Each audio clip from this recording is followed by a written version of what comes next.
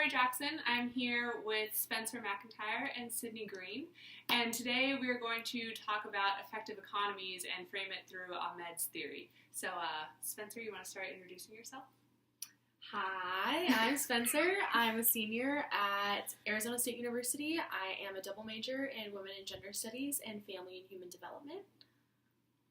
And I'm Sydney. I'm a journalism major at Arizona State University. I'm a senior, and I'm minoring in Women and Gender Studies.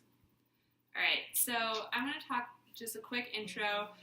We're talking about Ahmed's article, Affective Economies, in which she discusses affect and affective economies themselves. Ahmed argues that emotions play a crucial role in surfacing of individual and collective bodies through the way in which emotions circulate between bodies and signs. And she's talking about how the affect or the emotion that goes between bodies have tangible benefits in constructing how certain bodies go through certain social scripts.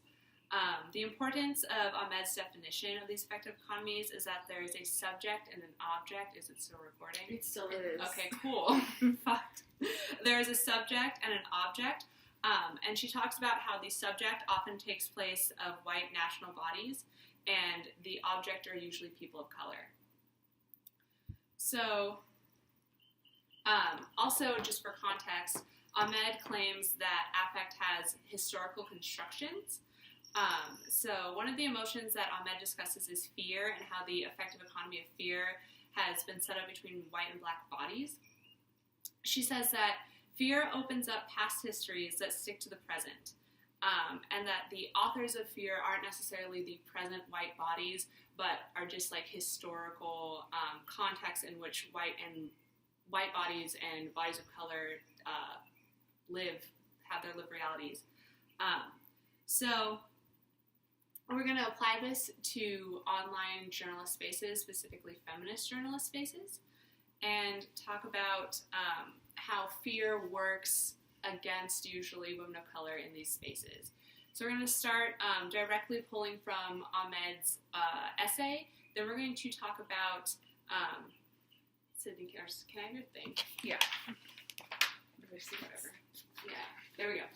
Then we're going to talk about Ijeoma. Yeah, Ijeoma Oluo.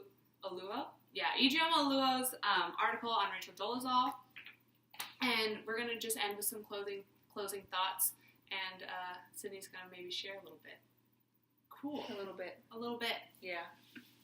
Okay. So, first, we're going to talk about the affective economy of hate and how certain words are used to code people of color as objects that are inflicting emotions onto the subject of the white or national body. So, Ahmed states that words like flood and swamped are used, which create associations between asylum and the loss of control, as well as dirt and sewage, and hence work by mobilizing fear or anxiety of being overwhelmed by actual potential proximity of others. So we're talking about how these very specific words work as a sort of economy to make someone like lesser, or someone pose a threat to the dominant body, so is it the white body, the national body, etc. So my question for Spencer and Sydney is, what words are used for women of color in online feminist spaces, or used about women of color in online feminist spaces, to maybe discredit or harm them that benefits the white body or white journalism? So I think a lot, especially in feminist spaces, you see a lot of old stereotypes leaking in as a way to like connect with black bodies and black girls, as a way of like camaraderie, but really it's actually just offensive. So some of like those stereotypes, like just like the classic ones, like the Jezebel, or the nanny stereotype, the mammy stereotype. Nanny, yeah. I think that a lot of times you see in very basic and underinformed feminist spaces, you see a lot of reference to, like, even let's talk about the issue of representation in media. You'll see, oh, like, there were black women in this movie. There were black women in this TV show, but it's like, yeah, they were, but are you actually looking at the role that they played? So I think it's like just like talking about presence, but not talking about the effects of that presence. You know? Now the spotlight is on me. Can you repeat the question? So, again? like, literally I wrote down, like, are there words associated with women of color in digital journalist spaces that discredit their opinions or knowledge on topics? Like, are there certain ways in which maybe white media will portray women of color? I think, like, when you talk about words, and I'm coming from, like, a journalism perspective, a lot of non-mainstream media people, particularly people who are in conservative media, tend to label journalists of color, particularly women journalists of color, whenever they report on issues pertaining to their race. I see a lot of times, you know, they're seen as sensitive, or you see the common term like snowflake, which is really annoying. Yeah.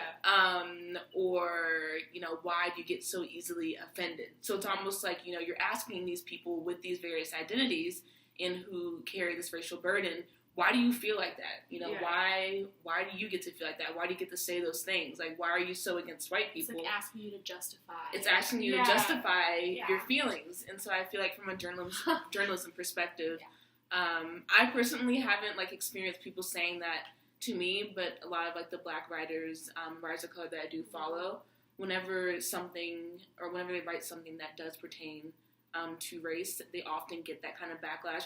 I shouldn't say not from just, like, non-traditional forms of media, but even a lot of people from mainstream media, because we tend to throw in this term of objectivity, and that's what a lot of people struggle with in mainstream media. You know, can we remain objective, and how do we still report on these stories?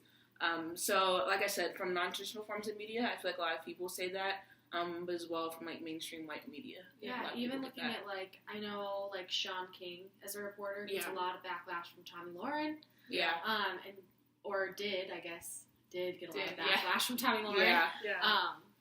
But I think that, like, and that was always what it came back to. Justify your feelings. Mm-hmm. You are just feeling entitled to something because you are, you know, pulling up, like, old ideas of affirmative action and why it's, like, stupid and wrong and stuff like that. I think that Tommy Lauren is just one example of the many, many examples of white media that definitely does that. And I just had a thought when you said Jezebel, I'm thinking of the whole Jezebel media outlet, right? Mm-hmm. Like, that itself, like, so many people, at least I know, that are in privileged positions, don't want to listen to it because they're like, oh, it's Jezebel, oh, it's super liberal, and it's like, the word itself already sends people out the door. I know.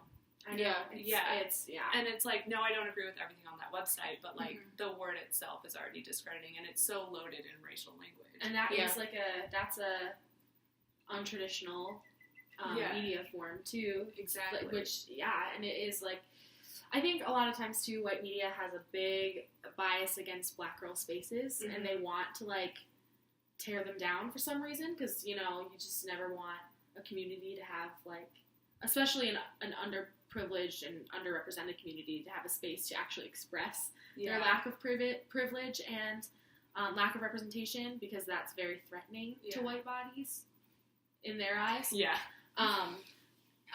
So I think that anytime that, I don't want to say just conservative media, because I don't think it's just conservative media. I think liberal media can be just as guilty of it as well. And I think that when you do see media sources like that do just, like, turn away from things like Jezebel or After Ellen, which is, like, queer media,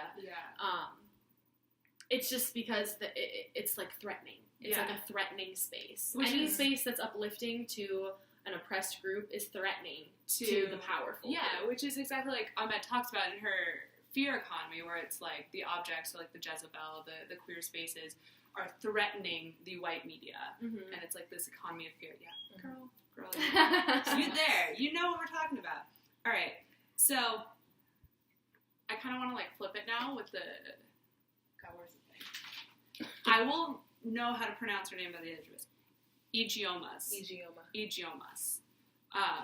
I'm still pronouncing it Not wrong. Iwo I'm Jima. sorry. Not Iwo Jima, yeah. Ijioma's article where it's like, there's this idea where, like, we have these black women reporting on this issue of racial dolezal, and, like, they're the authority, right?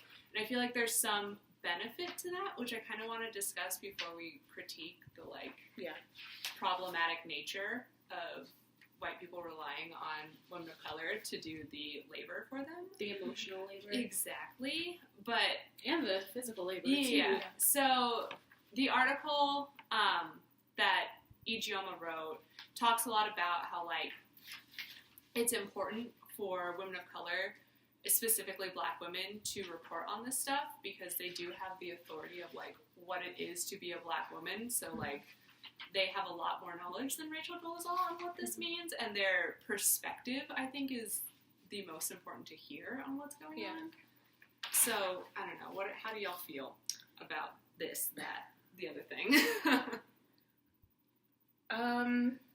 All right, we're not allowed right now to talk about Rachel Dolezal specifically. Like we're talking not the content. We're not talking about the content, but I mean, it will come through. It will come, right? yeah. Like, but we're talking about kind of like the benefits of having that authority of black women reporting on this. Like, well, this is definitely something Sydney and I have talked about a lot. Yeah. Because, I mean, I think all reporters are told to check their identities at the door, but I think that is a very weighted statement for women of color, and just for people with, like, underrepresented views in media sources.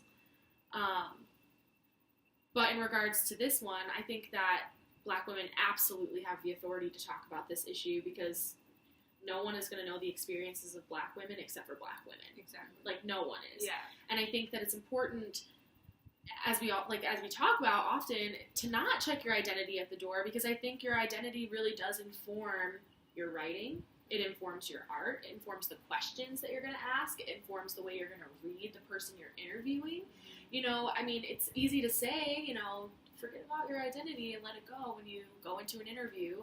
But, like, it's much harder to live because that is, those pieces, those intersectional pieces are what inform our work. Yeah. All of our work, regardless of if it's journalism or otherwise, but it informs the way you exist. Yeah. And to not have that voice represented, I think, is doing a disservice to not only general media, but specifically black women. Because I think hearing your voice supported in media is incredibly important to understanding not only, like, what your rights are, but also that there are other people out there who are just as critical, just as informed, have just the same, like, weird feelings about things, you know, that other black women do, you know, and that is important because so often the white voice is represented in media, and the black voice is equally as important, if not more, in situations like this. I agree. I think the interesting about the thing about this article, when you, like, said that Jezebel and how, like, these other different, like, media organizations aren't taken seriously, just due to, like, how they report the issues that they report on, or, like, their bias or slant. I think it is very unfortunate that when we look at stories like this, mainstream media, and even conservative and liberal media will go ahead and discredit this article simply because of, not just the headline, but because of the woman who wrote it. And I feel like when we talk about issues pertaining to race, and I made this comment on Facebook, I think from a journalistic standpoint, we're not saying that white people can't cover stories about, like, black women or black bodies. But we've seen with this story over the past 2 years that a lot of white people have covered the story, and they tell it, but they can't tell it like how a black woman can. Yeah. And so for this, like, particular story, which goes completely against traditional media, and how Ijeoma is, you know, intersecting, you know, her identity, and she's interjecting her feelings into this, I feel like that's really, really important. So when, like Spencer said, when you tell reporters, well, check your identity at the door, I don't feel like you're going to produce good journalism and good content and do a service to the people if you do that. And also, I don't think you even can. I don't think you can. And I don't think that it's even possible. How is she supposed to go into an interview like this and expect to be objective. And you have those set questions that you go into an interview with, which we've also talked about, but then you also, like, ask follow-up questions based off of the responses you get. Right. The follow-up questions from a black woman about this specific issue are going to be so much different than the follow-up questions of a white woman. They just are. They just are. Yeah. Because white women are never going to know the intricacies of that experience of being a black woman. And they might write a really good story on it, and they might be as unproblematic as they possibly can, and be, you know, like, tell the story as truly as they can. But really, it's only telling it through a white voice, because you're not asking the same follow-up questions. Right. You're not contributing in the same way that a black voice can, especially with these issues. And they can't. There's no way you could. It's no like way not I could walk in It's and just write not on issues of possible. women of color. Right. But I think one of the great things about black women being so prominent in these sort of discussions is that they're changing this narrative that we're talking about of, like, affective economies and fear, right? So, like, when you have a black woman talking about this Rachel Dolezal issue, you're having the black woman become the subject. You know what I mean? Like, she's no longer the thing inciting the fear. She's being like, this is what's happening. This is the pain inflicted by Rachel Dolezal on our community. So it's like, there's no way to, I mean, there is if you have a messed up brain. But if you understand what's going on, there's no way to discredit her. Like, she is clearly the voice of authority. Where's the lie? It's like, it's truly, like, tell me what is wrong. Like, there's nothing. There's nothing. Like, she is the voice of authority. Right. But I feel like a lot of people who will read this, and specifically, like, white people who will read this, I think that feeling of fear a lot of times comes back. And I feel like that's why a lot of people resist when writers of color jump into these spaces and they let their identity become part of the story. Because you always hear, you're not the story. And I feel like in the way Ijeoma was able to tell the story about Rachel Dolezal, but she still didn't make the story about her as a writer. Exactly. Which I thought was really, I mean, that's good storytelling. That's good journalism. Exactly. But I feel like people they fear this type of content because they're afraid, well, why is she telling this? I don't understand why she's doing this. Why does she get to say this? Why is she bringing up her feelings? And I think that just goes back to what you were saying about fear and how.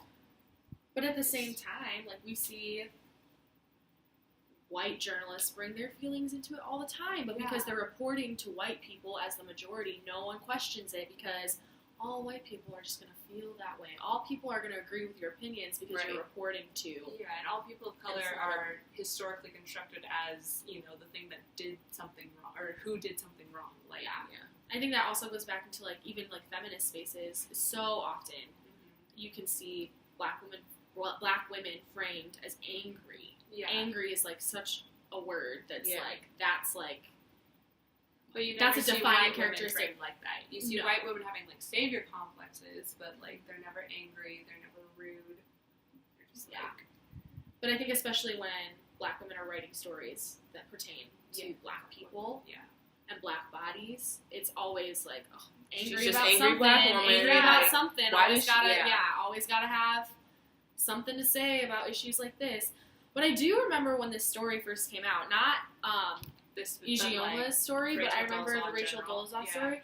And everyone was reporting on it. Like, everyone was reporting on it. White media, black media, like, it was just like, because it is one of those things where you're like, what is that? What? Like, what is happening? Yeah. And I think that, it would be a really interesting thing to explore the different ways that it was reported on in black media versus white media, to see if there's, like, richer, deeper content coming from black media spaces, whereas, like, white media spaces, are they just reporting on it? Are they getting to that same depth? Are they asking the same questions? Are they having the same, cognitive dissonance issues with it? Well, and then the platforms, too, I'd be curious to see, like, are the black voices coming from strictly digital platforms? Exactly. You know what I mean? Like, where are you getting your black And then voices? they're having so much more conversation, right? Because they aren't mainstream, so you can have this conversation. I mean, they're the people who have been having the conversation, which is frustrating, but at least they have this space to talk, whereas a bunch of mainstream white media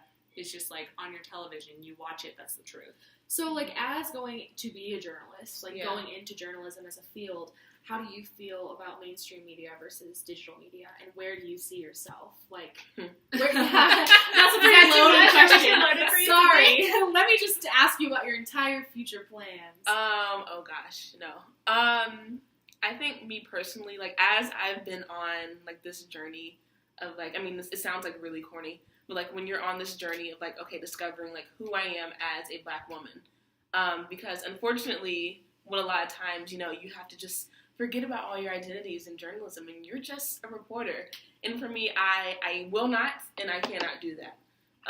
And so I think, as, I know, good thing. But I think that as I've been going on this journey, I don't see myself going into mainstream media spaces. Not just only because I feel like my feelings and my thoughts won't be welcome, but I think it's also like the reception of those thoughts and feelings that, like, through storytelling, I don't feel like they would be welcome either. And I think that the good thing about all these emerging digital platforms, I mean, you see, you know, like Vice and Mike and Vox and all these other, BuzzFeed and all these other publications who are giving these voices to these writers, and they're able to say whatever the hell they want to, and they're saying good stuff. And they're getting backlash for it. And they are getting tons of backlash. I mean, and it blows my mind, because it's like, these are the voices that we've been seeking for so long, and now that these voices are, and not saying that, like, BuzzFeed's reaching every journalistic standard, and that Vox is reaching every journalistic standard, but what they are doing is kind of exploring what journalism is. What are you defining as journalism? It gives the title of journalist to the hands of people who wouldn't have that title before. And giving them the platform to speak about things that other people are not going to give the platform. Like, you're not going to see CNN give the same platform that BuzzFeed and Vox have, specifically because of the digital nature of those other platforms, you know? I definitely see you flourishing in spaces like that, too. Yeah, I need a job first. Yeah. I feel like I'll get one.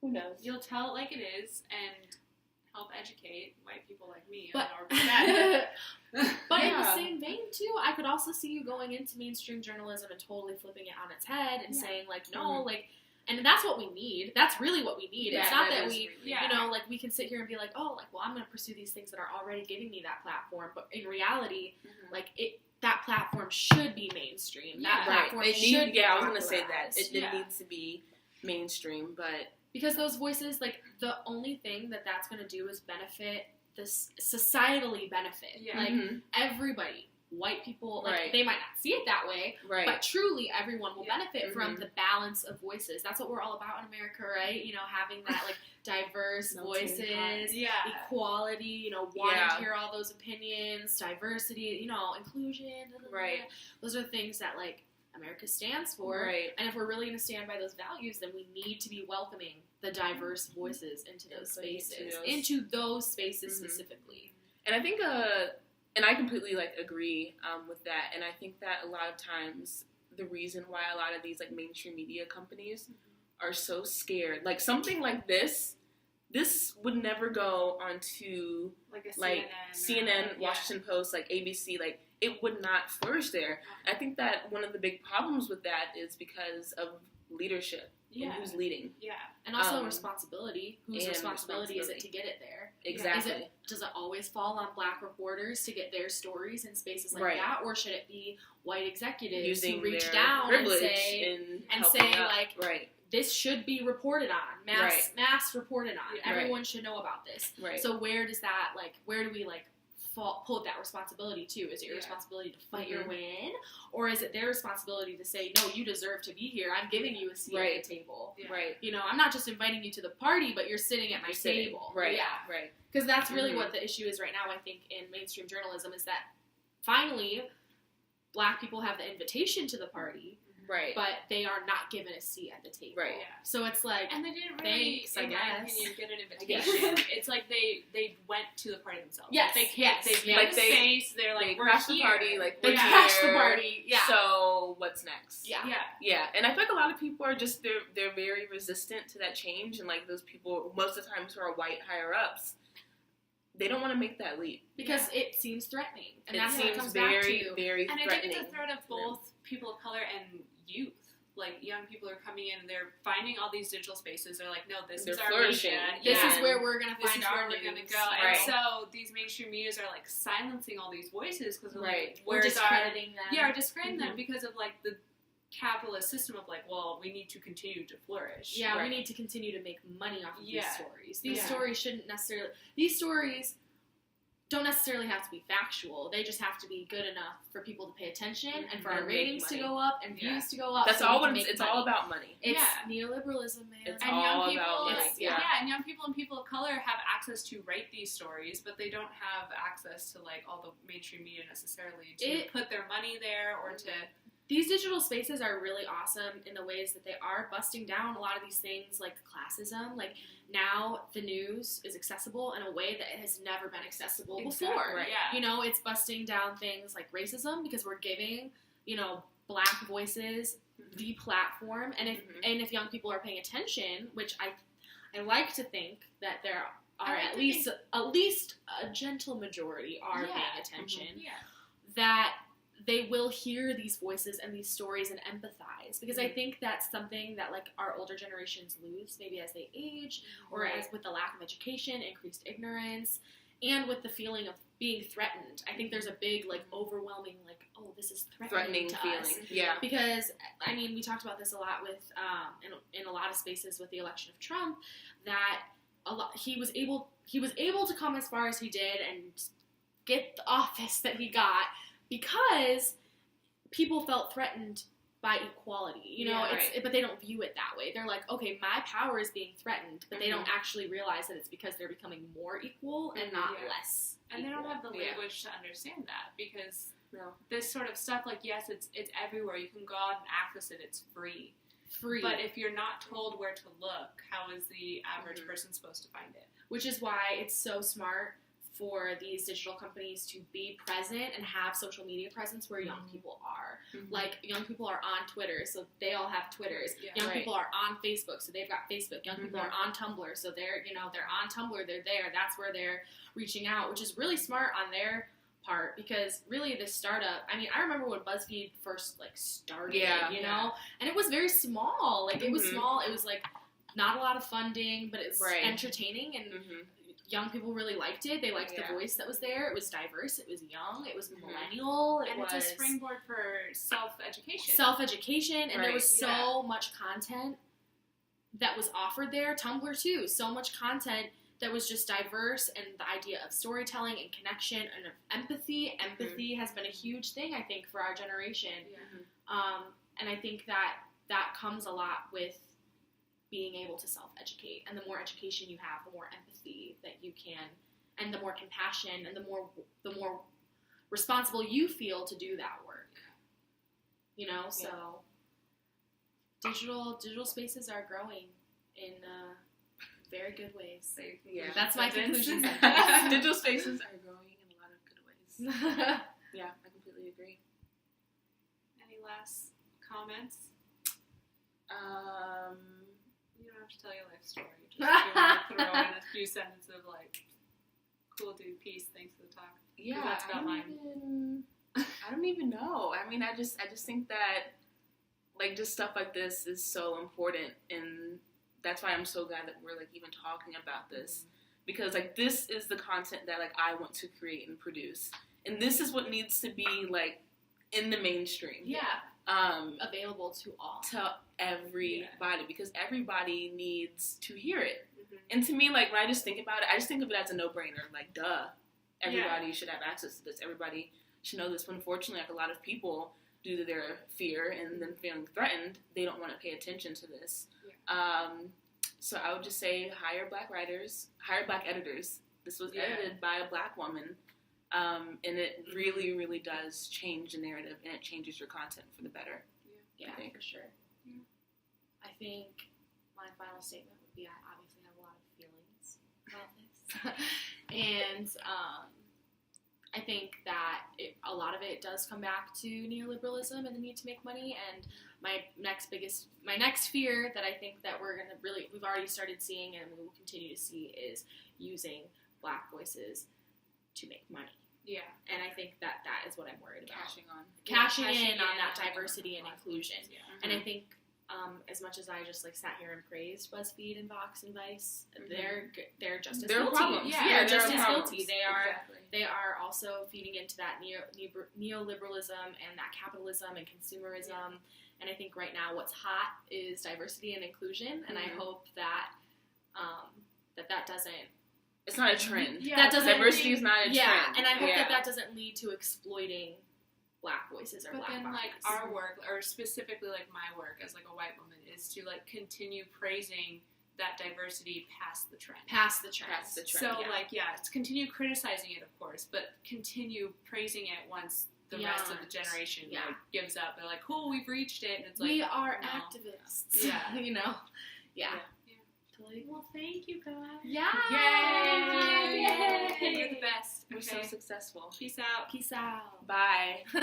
Oh, and I don't like Rachel Dolezal either. None of us do. By the way, we didn't even get the touch on that. Oh my god. Like, actually, we just don't talked like about her. Yeah, we That whole thing are recorded? against it.